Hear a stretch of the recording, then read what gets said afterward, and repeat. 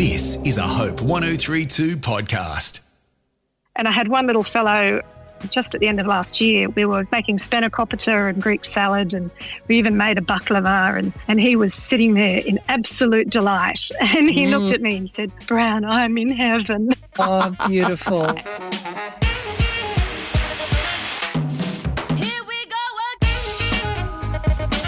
Welcome to She Wasn't Born Yesterday, the pod that fearlessly chats about all things affecting us ladies who are 40 plus fabulous. Well, and the guys that want to know what we think. Well, them too. I'm Janet Evans, advertising creative. And I'm Jenny Woodhouse, semi-retired social worker. In other words, you're busier than ever. We're J&J, and we're super thrilled you're with us for She Wasn't Born Yesterday.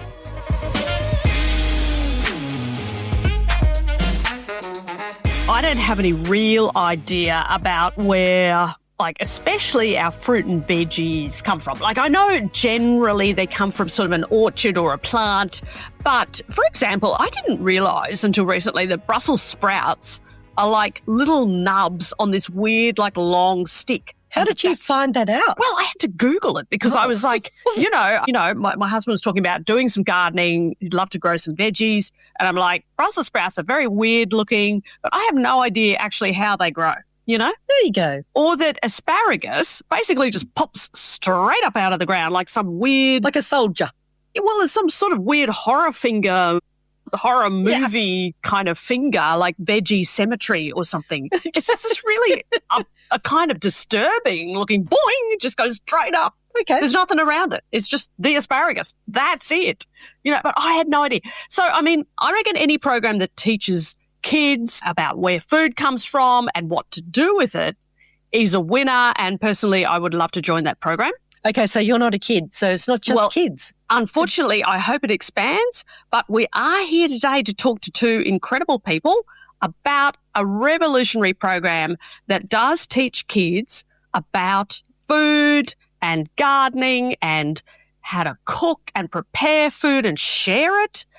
And it's called the Kitchen Garden Foundation, and it was cooked up by one of our guests today, who's one of Australia's most iconic chefs. She's an award-winning restaurateur and a great food educator. She's authored 17 books. Most of us, I think, must have her Bible, the Orange Book, the Cook's Companion. She is the one and only Stephanie Alexander, AO. Welcome, Stephanie. Well, thank you very much. Nice welcome. And the icing on the cake, our second guest is a living, breathing, planting and cooking example of the Kitchen Garden program in action at her school in Tamworth. She is the amazing Angela Brown. Gorgi, welcome to you as well. Welcome, Thank you so Angela. much. Nice to meet you, Angela. Thank you. Ange confessed before that she thought she had met you before, Stephanie, but that she didn't think you'd remember. Yeah, I told you she would. Okay, there you go. But we were reading some stats about all of this, but when it comes to food in Australia today, about 1 in 5 kids will go to school without having had breakfast, and some go hungry at least once a week. And when it comes to poverty and related disadvantage, Indigenous people are 2 to 3 times worse off than non-Indigenous Aussies, and about 30% of Indigenous households are in income poverty. So that doesn't set up a great sort of foundation, I guess, for, cooking a really rich variety of food and about having a great family atmosphere where you get together over food and it becomes part of your family life. And so, Stephanie, let's start with you. So you're obviously super keen about educating people to understand everything to do with food. It's in your books. It's about their origins, their history, the varieties, not to mention how to prep, cook, store and eat it. So tell us why you set up the Kitchen Garden programs in schools and what inspired this idea. Well, it's been 20 years since we first started, so I have thought about it a lot and been asked often. And I really think the answer has to be that I had the incredible good fortune to be born into a family who, for various odd reasons, were really interested in humanities and humanity and in arts and crafts. And they were a bit like hippies before there were hippies. But they were not at all rebellious or anything. But they got enormous pleasure out of being with other people around a table. And so as I grew up, from the time I was really quite young, I was used to our evening meal being a social time. I'm one of four. And so even when there was nobody else there was grandpa, mum, dad, and 4 kids, 7 people. And I got used to the idea that the whole evening thing was the culmination and the high point of the day. And a great deal of what we were eating had been grown by my mother or my grandfather. And there was so much joy and so much interest. Mm. And if you have that sort of background from the time you're 6, you don't even realise how different it is until you start seeing other children and go to their places for lunch or dinner, and you realise that their meals are very different to the way yours are, not just what is being eaten, but the way it's perceived, how it's presented. In our case, who's doing what, because it was always a bit of a shared activity. And those things just became part of my life. And as I got older and moved into different parts of my educational experience, both secondary school and then university, over and over again, I realised how unbelievably fortunate I had been. Mm. Now, this was because I'm so old, that was really in the very beginnings of major migration to Australia, which of course changed everything for the better. And I just think the power of positive modelling is incredibly important. I mean, we think that's important in our children's lives in lots of ways, but certainly with the way they eat, what they eat, when they eat, and how they eat together, all of that is set in the family model. Now, when that family model is lacking, we get the situation that we have today, where many children eat in front of a screen.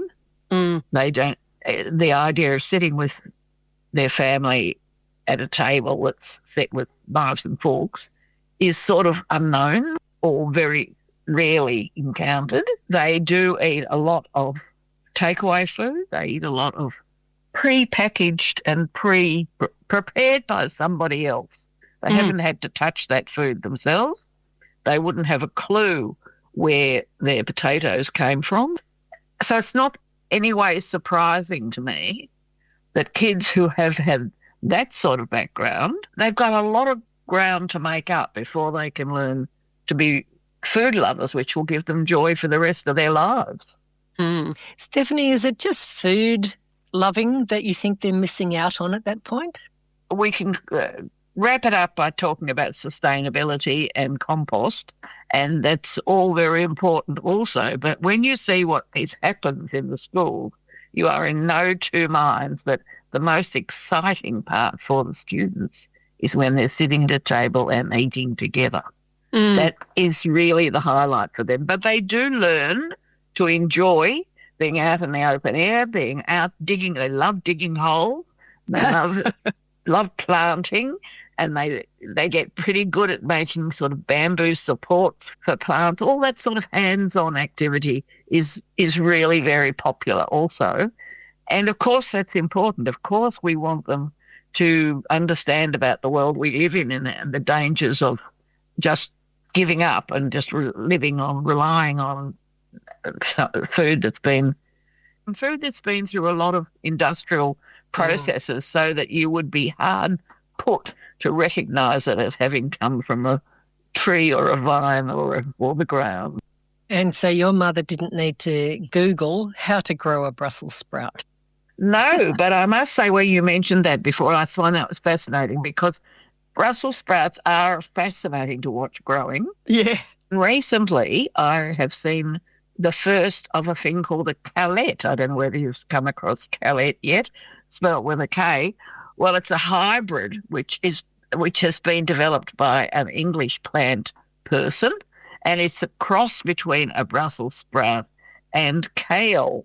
And it has these tiny little gloriously pretty plants growing up the same stem with the sort of pink frilly skirts. Oh, How goodness. gorgeous. And I did love it, and I thought it was a lovely thing, a very successful plant. There you go, Janet. That's good for the smoothie. Yeah, little ballerinas. But so, Stephanie, what prompted you to do the kitchen garden program? Like, how did it actually all come about? I think it actually came about because, for whatever reason, the media was having a heyday on obesity, telling the readers everything they should be doing or not doing in order to avoid being overweight. And so it was a real stress on foods you should not touch, no salt, no sugar, no fat, whatever. To me, blind Freddie could tell you that message was never going to mean anything excepting awful thoughts, because you never will change anyone's habits or behaviour by frightening them or telling them that something bad's going to happen. But you can encourage them to change if they have the hands-on experience of a new way of doing something, which is quite pleasant or even delightful, and then you actually get to eat it. Yeah. And so I was really keen on showing that if we expose children to a really positive intervention in schools, we would have some hope of changing the habits of those kids for the rest of their lives. Passing that down to their own kids, so intergenerationally it becomes ingrained in a new generation.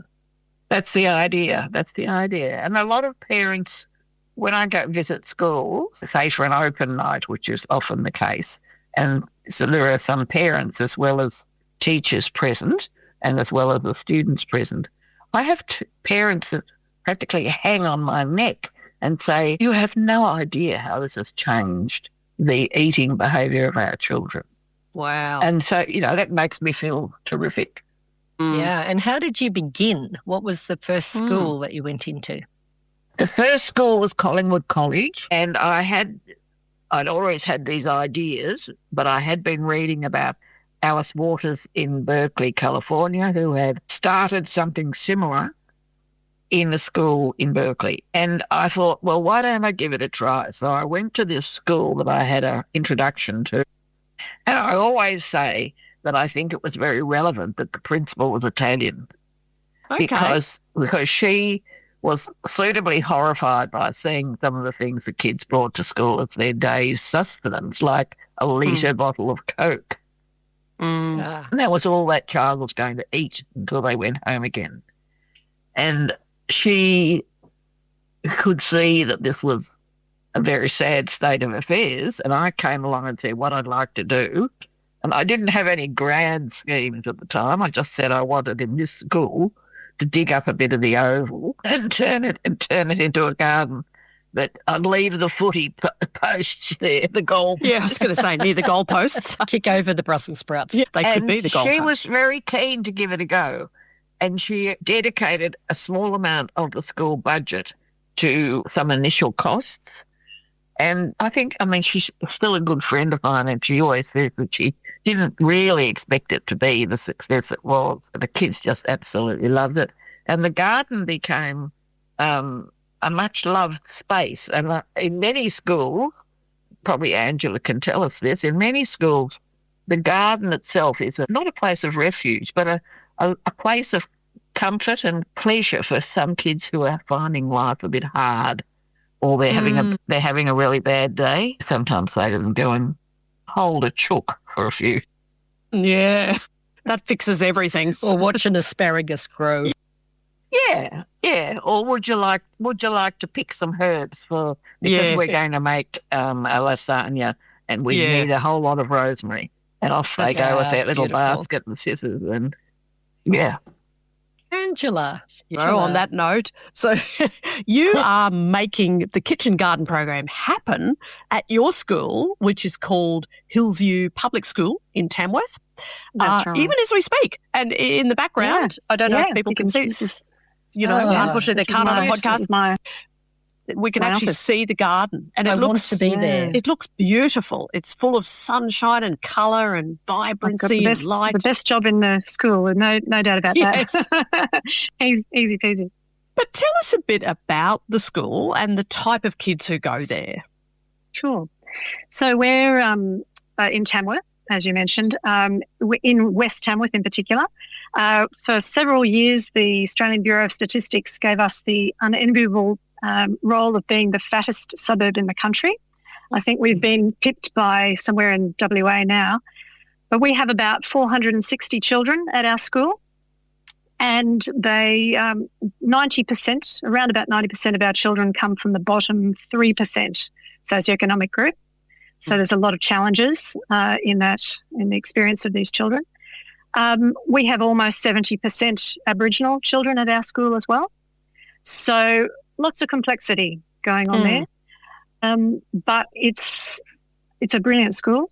There are lots of passionate people here who are working very hard, and it's a great place. That's wonderful. And how did the kitchen garden program get from Stephanie's Seed of an head idea into your head and into the Yes. school?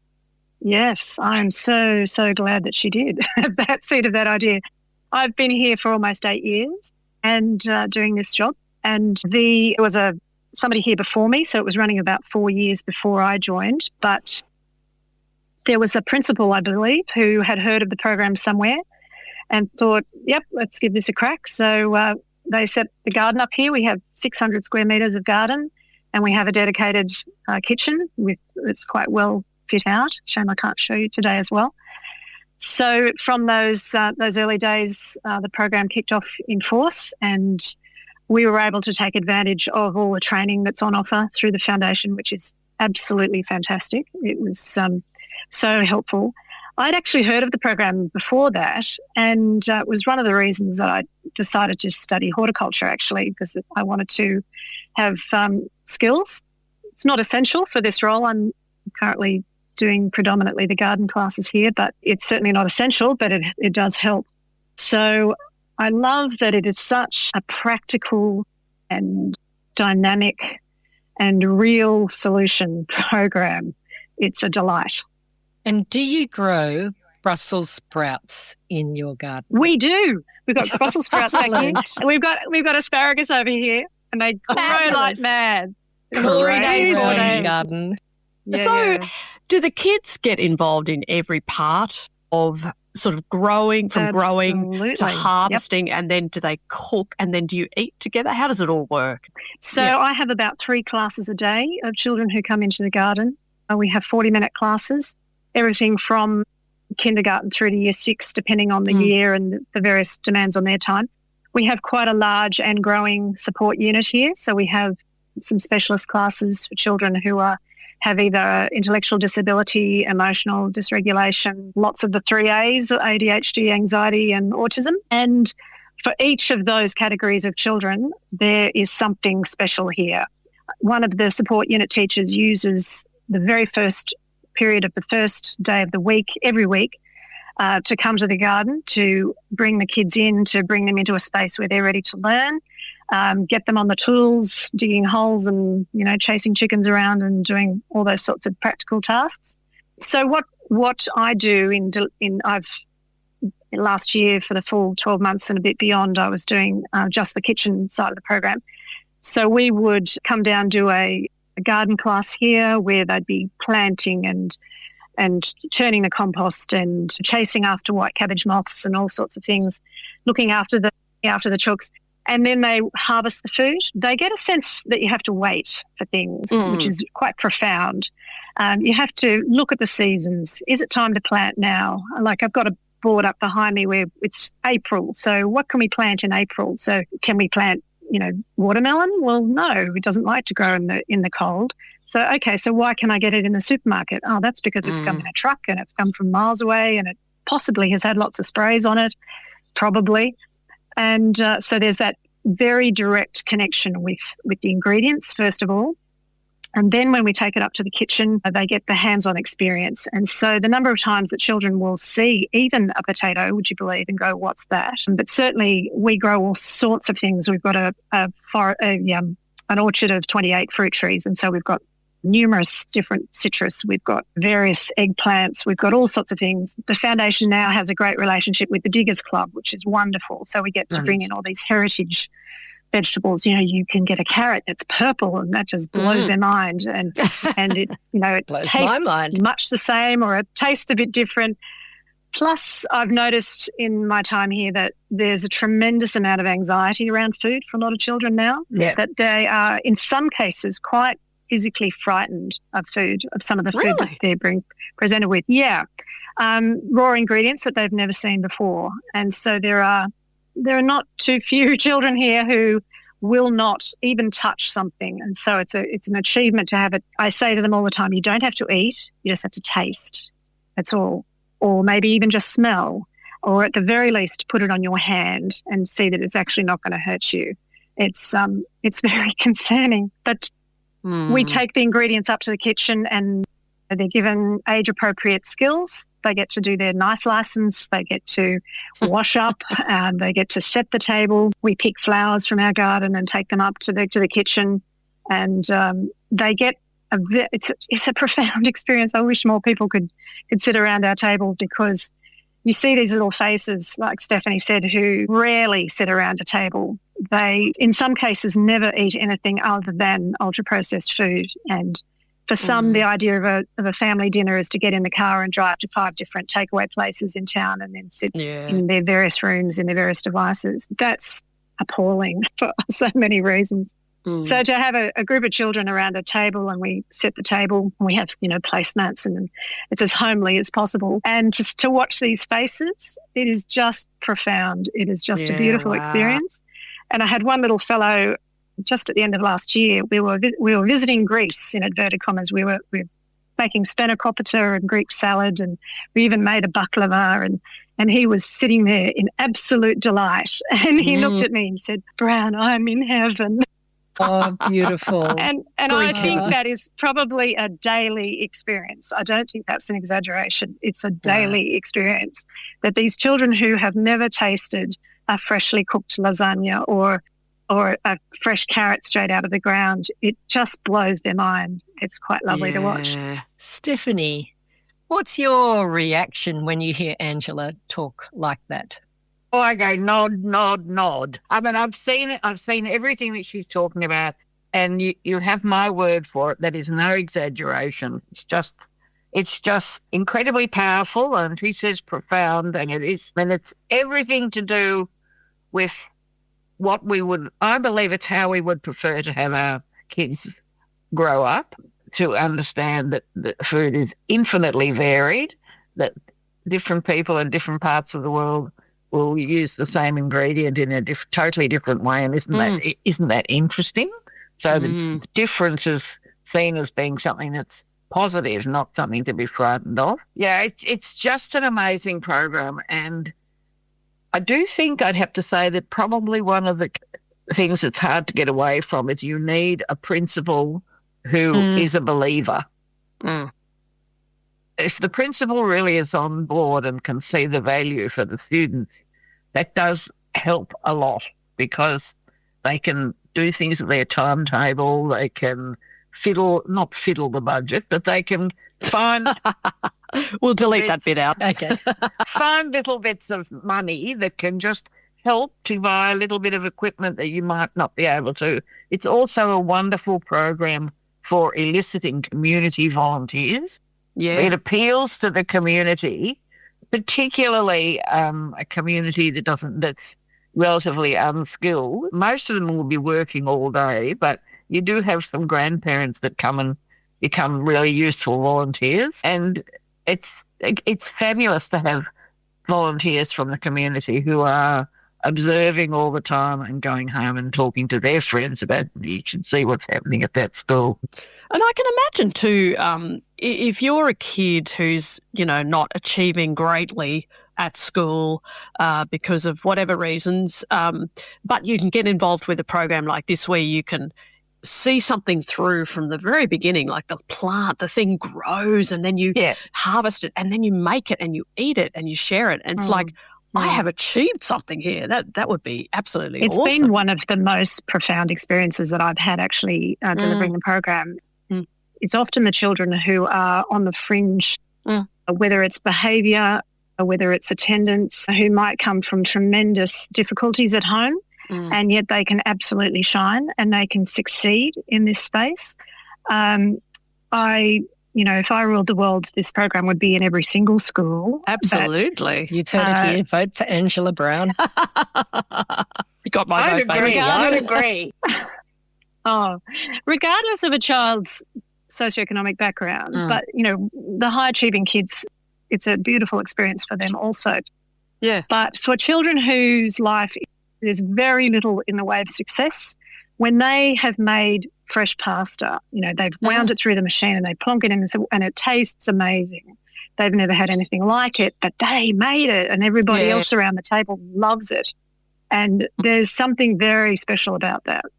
That's such a rewarding thing, isn't it? Like, I'm not a fabulous cook, but I'm absolutely so anxious until you serve that thing on the table and everyone goes, oh, this is okay. You go, thank goodness, I really feel good about that, finally. There's such a profound, you're right. There's something that's happening in my experience here with this particular sort of world that I'm in here. I'm finding that even amongst the people who work at the school, there can be a real struggle with their own relationship with food. Yeah. The number of people who don't cook themselves, I wonder whether the increasing use of pre-boxed kits and whatnot, food services has de-skilled a lot of the adults in these children's lives as well. So it's really been a big surprise, actually, how often the teachers or the aides would come into the room and really struggle with what I thought were quite basic skills. And that's really very concerning. There's some professionals that I'm sure Stephanie's come across, people like Chris Van Tulleken in the UK and Felice Jacka in Melbourne and James Mukey, who was Australian of the Year a few years ago, who are trying to limit the impact of ultra-processed food across the country because it seems that it's very much de-skilling people and the nutritional sort of kick-on from that is quite profound. I saw a child's lunchbox recently, and this was a very typical lunchbox, and I counted up without intruding on his space. I counted that this child had close to 40 teaspoons of sugar in what he had in his lunchbox. And it was not an unusual lunchbox. It really does concern me quite a bit. Yes. And I've always said that it's a bit controversial that there are two generations it's probably now three, but I used to say two generations that have lost this skill of being able to just put food together in a nice way. Even bread. I mean, to me, bread is an incredibly important thing in my life. And I cannot tell you the last time I ate a slice of white sliced bread. I mean, I must have done it somewhere. By mistake. Oh, well, I quite like it in a beautifully made chicken sandwich if it's got lots of mayonnaise and things in it. Yeah. All the food groups. I think for many of the children, they would not have seen anything else. And so when you talk to them about flatbreads and they make pita breads and so on, it is really very exciting for them when they made a dip so they've actually made a meal, It's sort of tragic to me that so many adults that I know, and they're people who are also quite old now, and they just don't value that part of their lives. And that is so sad because it can be a really joyful part of your life which nobody can take away from you and which you can go on loving until the day you die, providing you've got the right attitude and that it matters to you. Indeed. And sometimes the task of addressing that seems a bit overwhelming. Yes. But we had some training with a lovely local Aboriginal woman here called Michelle Clare, and she was very open about the fact she'd grown up with a tremendous amount of disadvantage and difficulty. but she was modelled something different. And even if it was just in a small part of her day, she was modelled something different. And that's what we're trying to achieve even if these children don't have as much time in a kitchen and garden as they would like and I would like, just to be able to show that there's something different, that you don't have to go down a particular path is a very profound thing too. And do you think that these kids then go home and say to their parents, oh, hey, look, I'll cook dinner tonight?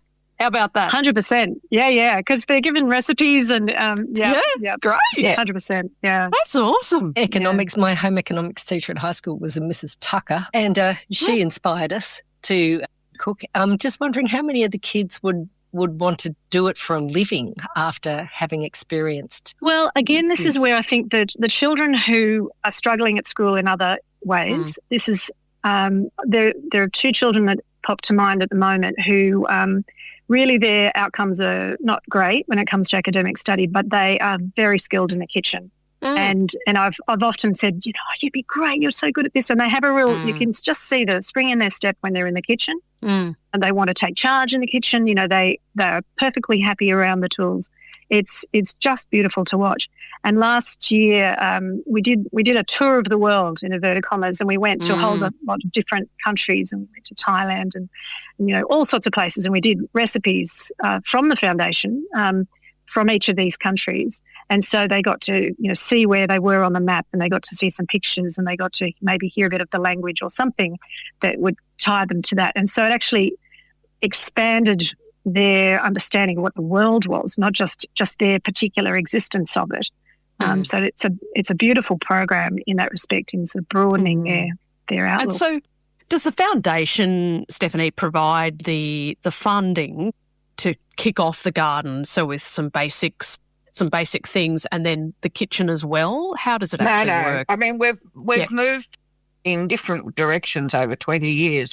We firmly believe that you can start small and dream big, and that a school that starts with a couple of garden beds and a little space somewhere where they can get together, the force of the program pushes growth because it's so popular, and the teachers can see how much it's giving to the kids, vocabulary-wise, reading skills, just being outside, all sorts of wonderful things that starting small, often if you go back to that same school 2 years later, you're surprised at how it's grown and developed.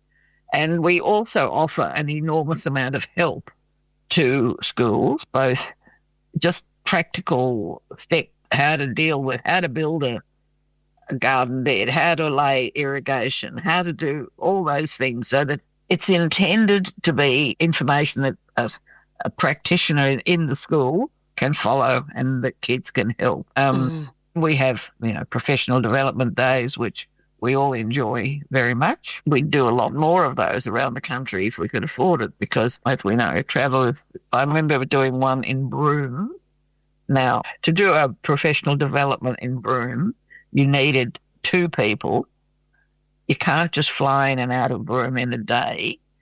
So you'll be 2 days minimum on the ground, 2 people. And the one I went to, there was something like 8 people who came, that included 2 women who ran some sort of kitchen garden program on a cattle station. And somebody else had driven, 300 kilometres to come to this thing. And they absolutely loved it. But we could see that it simply was financially impossible for us to do that. So we've relied a lot more on the internet, and we do work very hard at making our resources practical, entertaining, and as good as they can be. And is that the sort of training that you had to do, Ange, to Absolutely. Yeah. So in person as well as online. I rely on the materials a lot. They're fantastic. And to look for inspiration, where to take your classes. And there's, people to call and whatnot. Yeah, I love it. Angela, you've talked about how rewarding the program is for the kids that you're working with. How rewarding is it for you, and in what way? Yes, amazingly so. Look, as I said, I've got the best job in the school, and possibly the best job of anyone I know. It's a great job. is just to see a child's face when they might think that a strawberry comes out of a box, but when they go and find one and they ruffle around and they find it, and then they can taste it and decide, is that ripe? Is it not ripe? Has the snail got it first? That's okay. Let's just cut that bit out. It's just a profound experience, and particularly with the children that we're dealing with, some of whom have some pretty tough things going on in their lives, and yet it's almost, you can see the sort of dropping away of anxiety that comes into the space until you ask them to taste it in some cases, like I said. But even still, no, it's just a beautiful environment to introduce children to something which is just so fundamental to their well-being. It's delightful. Also, sharing food around a table and talking and relating to each other is such a profound thing as well, isn't it? I mean, and if you're never doing that, just to experience that must be incredibly enriching for everybody. Yeah. And we would prepare the food. There'd be, we'd divide into teams. One would set the tables, etc. And then we'd wait until everybody's seated at the table. The food was looking fabulous. We make sure we, decorated and just presented as beautifully as possible. And we take a moment to be grateful, for each other. What can you be grateful for? Oh, I love this today, or it's sunny today, or whatever. Just to stop for a moment and do that. And then to pass around and share with one another. It's absolutely profound. And like I said, if I ruled the world, it would be in every single school. It's a great program. Definitely. And how many kids do you have around the table at any one time? In our particular kitchen, we've got tables of 10. But we mix and match that a little bit depending on the size of the classes. And we have a little reading nook where they can look at recipes or books about the country that we're going to, or if somebody's washing up, others can be doing other tasks, that sort of stuff. So it's as real world as we can make it. And warm with, flowers for the table and everything as well. So, I'd be very keen to learn a different way to cook a Brussels sprout. They're wonderful. Sounds good. They're wonderful. They're wonderful. You've heard it here. Yeah, but what's your best recipe for them? Because on their own, they're a bit... With bacon, I find that everything's okay. Many people overcook Brussels sprouts so that they become flabby and waterlogged, and that is probably the worst way of cooking a Brussels sprout. So I've been doing that well then. I think it's quite nice to braise Brussels sprouts with a little bit of olive oil, or even better is duck fat, but you may not have your duck fat, although you can buy it in every supermarket, until they're sort of sticky, and that's a different state, and that's really delicious. Okay, Brussels sprouts in duck fat. Yeah, right. That's for dinner tonight. I mean, is it true, and this is probably a bit controversial, but is it true that to eat fresh food, to buy fresh food is actually a lot more expensive in Australia than to just buy takeaway, for example, fast food? Oh, probably. I think it probably is if you did a comparison like for like.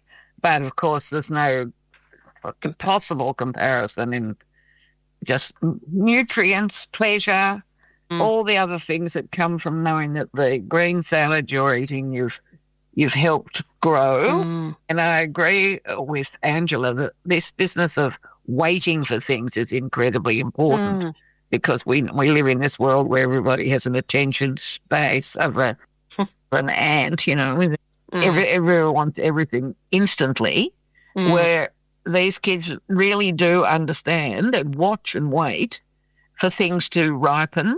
And that's fantastic. And so they appreciate that not everything is available all the time. Instantly. Yeah, exactly. That's a very important lesson. I went to a school, I'm trying to think where it was. It wasn't in Aruna, but it was somewhere around there. And there were 2 Aboriginal kids making pasta. And I kept thinking to myself, this must be just so alien to their own culture. Yeah. But they really loved it because it's quite fun. And they got it to a certain stage and they were doing the rolling through the machine. And then, they cut it and put it with some olive oil and some fresh herbs from the garden. It doesn't really need much more than that to be exciting. And, of course, grating the cheese is another favourite activity. Yes. And there you have a bowl of something that's really nutritious. It does not cost more. And that's another lovely thing about use of ingredients too, because there's increasing knowledge around native ingredients now, which is exciting from my perspective. And we've got a garden that we're developing here at the school where we're using more and more native ingredients as well. I've got to learn so much. Yeah, and, lovely salt bush. Oh yes, absolutely. Got some hanging up over here, just there. Oh, salt bush, look. We've got midgeon berries and various cinnamon myrtle and chocolate lilies and all sorts of things. And there's just this explosion of produce out there that most of us, or at least my age group, have not been exposed to before. Yeah, those Indigenous ingredients are very exciting, and many of them can be grown at home, and it is becoming easier to find seed of them, so people at home can give it a go. One of the things you were talking about before was composting and all of that sort of idea. I can imagine that also with this garden, it would teach kids to nurture and respect the environment, because that they figure out, oh, well, actually, this is where my food's going to come from. So I need to look after it if I'm going to eat. Yeah, well, that's certainly sort of 101, is that they really do learn about caring for the soil, and that it will not produce if you haven't cared for it. Certainly compost making and compost collecting throughout the school is another activity. Yeah, it's brilliant. I'm just wondering about how many inner city schools might be able to have the program in their schools. Well, there's 1,000 programs in operation throughout Australia, but some of them, quite a lot of them, are in early learning centres with little kids, and then mostly the rest would be primary schools, but there are a few secondary schools. So it's the first step for any school that's really interested and whose principal is in favour of the idea is to get in touch with the Kitchen Garden Foundation and talk at length to the person who's on support duty, who will answer that phone and who will give them the laydown and will tell them if any grant applications are currently open, what they can do on their own, what are the best first steps. And we never turn anyone away and say, oh, you haven't got a big enough school garden or whatever. Fabulous. Wow. Well, thanks so much, you two. It's just been absolutely incredible. We've learned so much about kaolette and saltbush and chocolate lilies, I think you said. But particularly Brussels sprouts. Well, I think particularly chocolate lilies. They sound like my kind of thing, But it's been incredibly enlightening. We hadn't really heard about it much before until, Ange, you were talking to us about this one day at dinner, actually, where I just made a cheese platter because I can't cook that well. But anyway, and but I think it's such a great thing. And if people can actually give and donate to support the foundation too, can't they? Absolutely. If they find out from their local schools which schools are involved in the kitchen garden, and they can do that by going onto the website, and there's a map of Australia, and just checking if the schools that they know are engaged. Mm-hmm.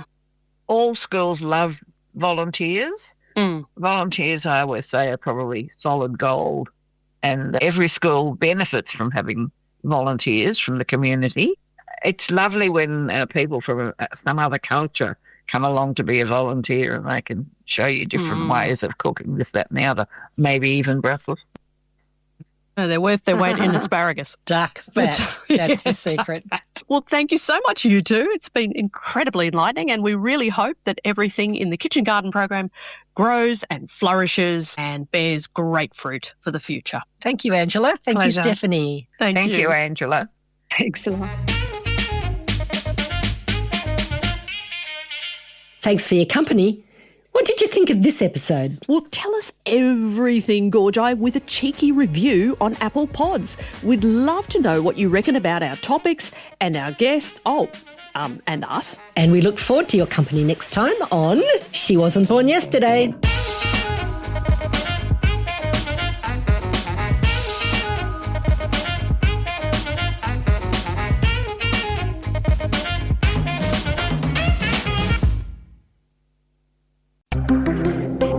Hope 103.2.